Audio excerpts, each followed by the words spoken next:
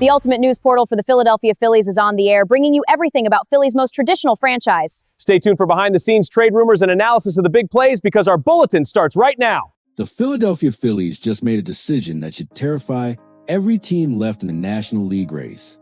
Not because of a blockbuster trade, not because of some superstar bat, because of a name that 24 hours ago, most fans thought was already forgotten. A former All-Star. A pitcher who hasn't thrown a single major league pitch in nearly a year. And by the end of this video, you're going to understand exactly why this gamble could either save the Phillies season or blow up in their face at the worst possible moment. Let's set the stage. Nestor Cortes has agreed to a major league contract with the Philadelphia Phillies. The lefty, the funky delivery guy, the former Yankee who once made an all-star team and finished 8th in Cy Young voting.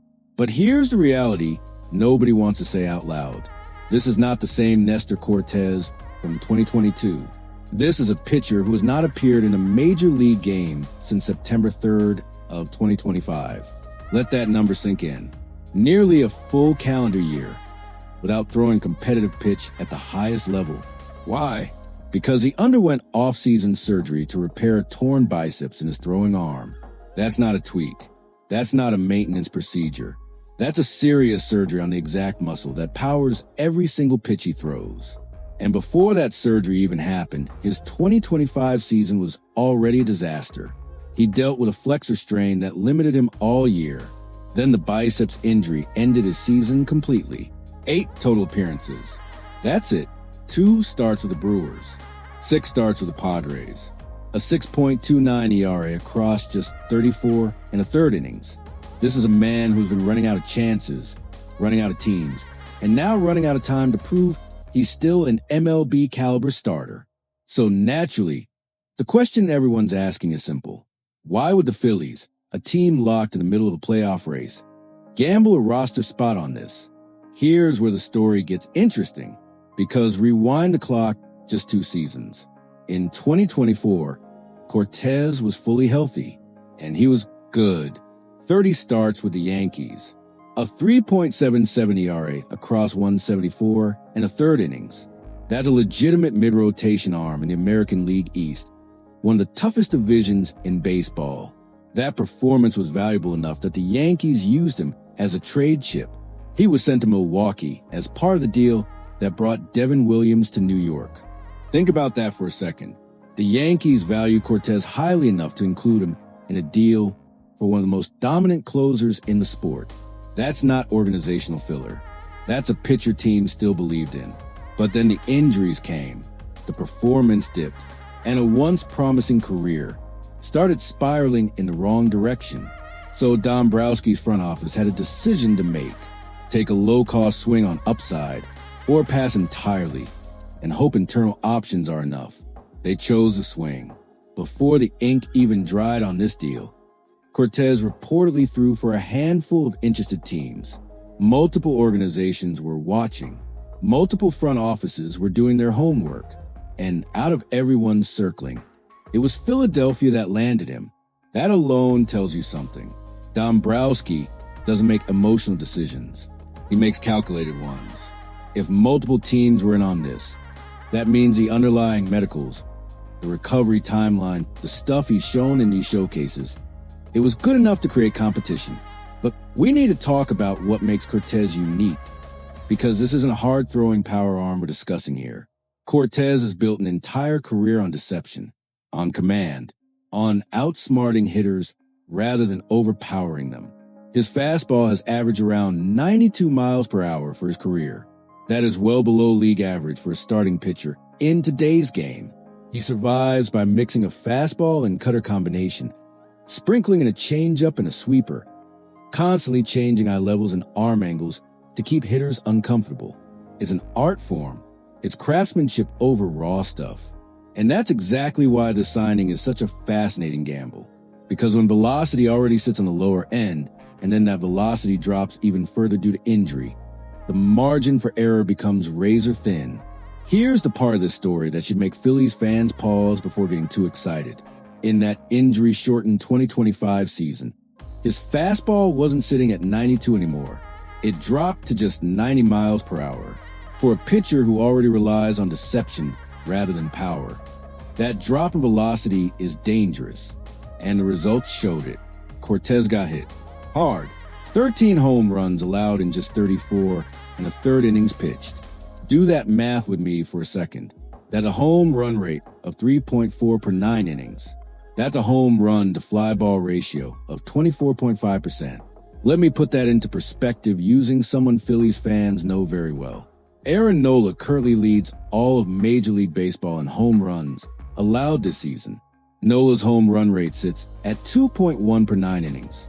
His home run to fly ball rate sits at 19.2%. Read that again. The pitcher currently getting hit for the most home runs in the entire sport still has better underlying numbers than what Cortes showed last year. This is a red flag, a real one. Now, to be fair, we're talking about a tiny injury-riddled sample size. Pitchers dealing with physical pain often see their mechanics fall apart completely, which can absolutely inflate numbers like this. But it's still the most recent data we have, and it's not encouraging. So here's where the front office's true intentions come into focus. Because the Phillies signed Cortes to a major league contract, not a minor league deal, a major league deal. That is a signal in itself. Teams don't typically use a 40-man roster spot and guarantee major league money on a pitcher unless they see him factoring into EIR plans relatively soon. So the real question becomes, what role is Dombrowski actually building for him? There are two paths here, and both come with massive implications for this roster down the stretch. Path number one. The Phillies could be preparing to deploy a 6-man rotation for the final stretch of the regular season. Think about what that would accomplish. It would allow the coaching staff to manage the workload of their big three arms heading into October. Extra rest, fewer innings, fresher bodies for a deep playoff run. If Cortes can prove even a fraction of that 2024 form, adding him as a 6th starter buys his pitching staff much-needed insurance at exactly the right time of year. That's the calculated, disciplined version of this move. But there's a second path, a much more brutal business of baseball version of this story. Because right now, in AAA Lehigh Valley, a former top pitching prospect is still trying to find his footing, Andrew Painter. If Cortes ramps up and shows he's ready, it's entirely possible his path to the majors comes at Painter's expense. Painter heading back down to AAA for the season's final stretch, continuing to work through his own adjustments, while a reclamation project like Cortes gets first crack at big league innings. That would be a gut punch for an entire fan base that has been patiently waiting years to see Painter's stuff translate at the highest level. And that tension right there, that's the heartbeat of this entire story. This isn't just about adding organizational depth for the sake of adding depth. This is about difficult decisions, about service time, about who this front office trusts more in the middle of a pennant race. There is no ambiguity about why this move happened in the first place. The Phillies desperately needed rotation depth, injuries, workload concerns, the unforgiving nature of a 162-game season chasing into October. All adds up. Dombrowski knew this, and he acted on it, regardless of how the roster construction shakes out over these final weeks. So now it's time for Phillies Nation to weigh in, because this decision is going to find conversations in this fan base for the rest of the season. If Nestor Cortes proves healthy and effective in these final weeks, and the front office has to choose between him and Andrew Painter for a spot on this roster, who do you trust more down the stretch of playoff race? Do you go with the familiar upside of a former all-star trying to prove his surgically repaired arm still has magic left in it? Or do you stay patient with a former top prospect who represents the long-term future of this rotation? Even if he's still searching for consistency, there is no easy answer here. And that's exactly the point. Drop your take in the comments right now. 6-man rotation to manage workload, or a direct challenge to Andrew Painter's spot on this roster. Tell me which path you think Dombrowski takes, and tell me which path you actually want to take, because this decision is going to shape the final stretch of this Philly season, and quite possibly their October rotation as well. This front office is never sitting still, never satisfied, always working every possible angle to build a champion.